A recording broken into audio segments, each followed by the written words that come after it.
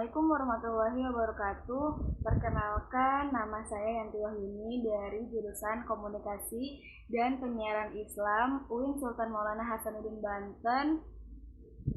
Dan di video kali ini aku akan membahas suatu hal yang lebih hektik, suatu hal yang sedang kita rasakan dan suatu hal yang sedang kita alami saat ini, bukan hanya di Indonesia, tetapi di seluruh dunia merasakan ini. You know, coronavirus is happening dengan merenggut banyak nyawa. Hingga pada data terakhir di bulan Mei terdapat 13.112 orang positif terjangkit corona dan 943 orang meninggal dunia.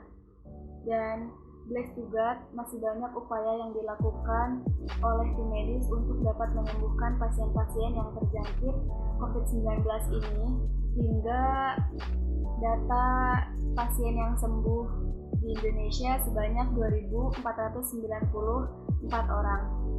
Semenjak COVID-19 di Indonesia ini merebak, banyak sekali kebijakan-kebijakan yang dikeluarkan oleh pemerintah, dari mulai kebijakan untuk menjaga jarak atau social distancing, ada juga untuk himbauan untuk di rumah aja, stay at home, dan pada akhirnya itu semua berdampak pada aktivitas warga yang harus diberhentikan dan mulai bekerja dari rumah atau work from home, dan juga sekolah-sekolah yang harus diliburkan, tapi harus study at home.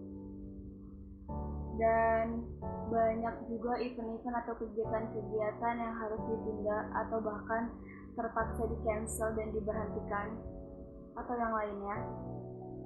Pandemi COVID-19 ini pada akhirnya juga berdampak pada gangguan kesehatan mental seseorang atau anxiety disorder. Apa sih anxiety disorder?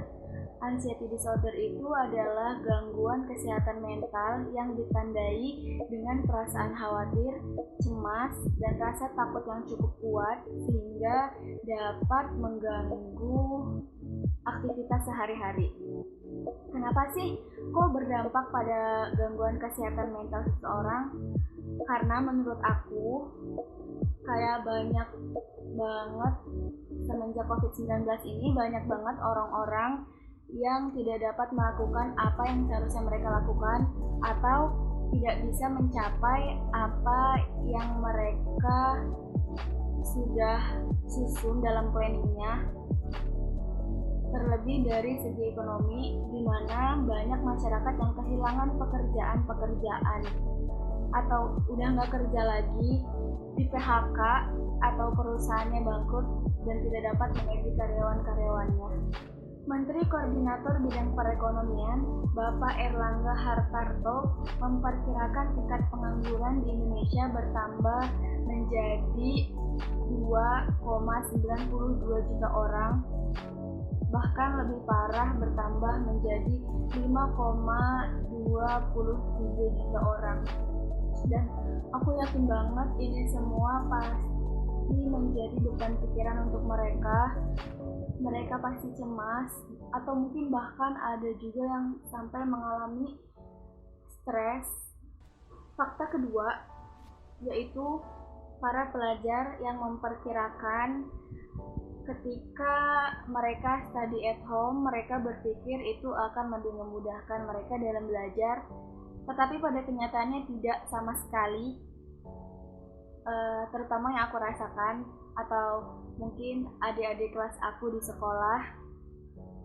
Karena gini, ekspektasi seorang mahasiswa ketika pemerintah menghimbau untuk study at home atau kuliah online itu akan bisa merendahkan tensi kesibukan kita dalam mengerjakan tugas.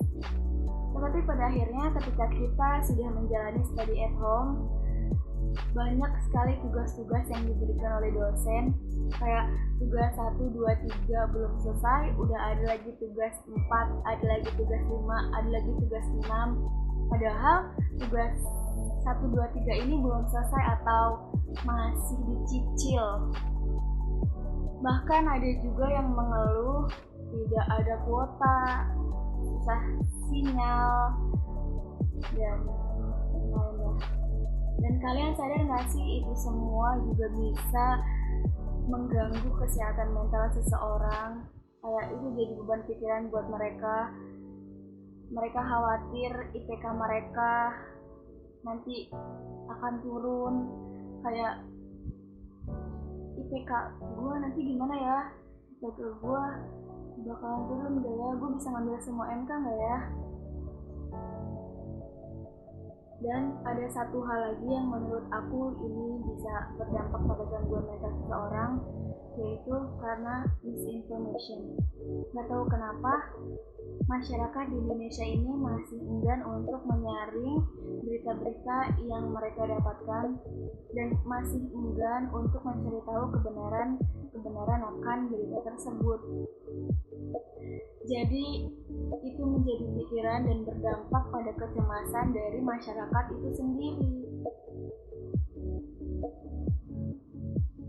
Many things are affected by this corona yang pada akhirnya bisa membuat kita merasakan cemas, khawatir yang berlebih, atau stres, dan bahkan bisa membuat kita benar-benar tidak bisa berpikir rasional.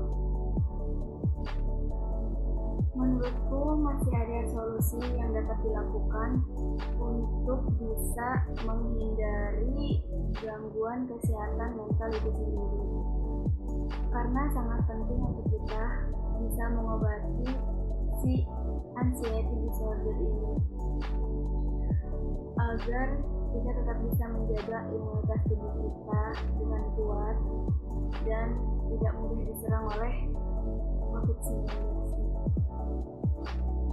Salah satu solusi menurutku yang bisa aku sarankan yaitu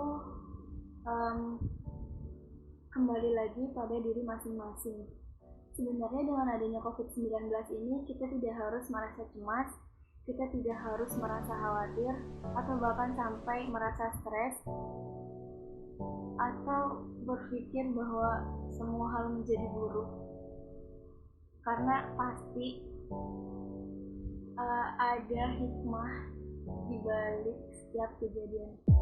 Ya, kalian sadar nggak ketika pemerintah mengimbau kita untuk stay at home, kita bisa relax dari segala kepenatan kita, dari segala kegiatan kita sebelum adanya pandemi ini.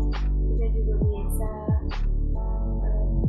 lebih dekat dengan keluarga, berkumpul dengan keluarga, dan kita bisa menggali apa yang belum kita gali, mengasah skill yang belum terasah sebelumnya. Kayak misalnya sekarang banyak banget yang tiba-tiba jago masak, jadi chef dadakan, atau mungkin juga bisa buat kerajinan tangan untuk mengisi waktu luang, dan itu akan menghasilkan, menurut aku bisa menghasilkan uang juga, dan itu semua bisa kita jadikan sebagai hobi. Karena gini, kita tidak harus terus bersender pada kacamata yang negatif, tapi kita juga harus bersender pada kacamata yang positif.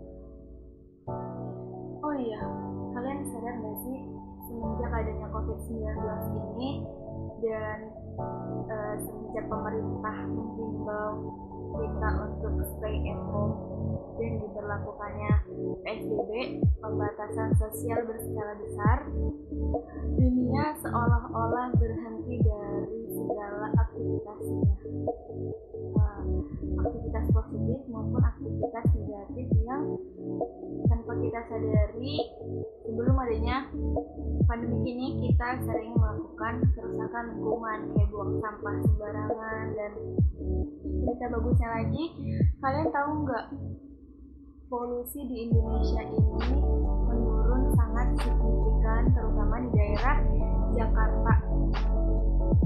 Kepala Subbidang Produksi Informasi Iklim dan Kualitas Udara, Badan Meteorologi, Klimatologi dan Geofisika atau BMKG, Siswanto menjelaskan pemberlakuan work from home atau WFH dan PSBB telah menurunkan rata-rata konsentrasi karbon dioksida atau CO2 sekitar 47 ppm atau turun menjadi 9,8% dibandingkan tahun 2018. Keren banget gak sih dengarnya? Jadi guys, hanya karena alam semesta telah mengirim tekanan besar, bukan berarti tidak akan dihantam oleh permasalahan lainnya. Pada akhirnya, ketika kita tidak stres, ketika kita tidak anxiety terhadap apa yang kita hadapi, mungkin itu adalah salah satu cara yang bisa kita lakukan agar lebih bisa produktif di masa karantina sekarang ini. Aku yakin kita bisa melewati ini semua dan stay at home, jaga kesehatan, jaga imunitas tubuh kita. Semoga ini semua cepat selesai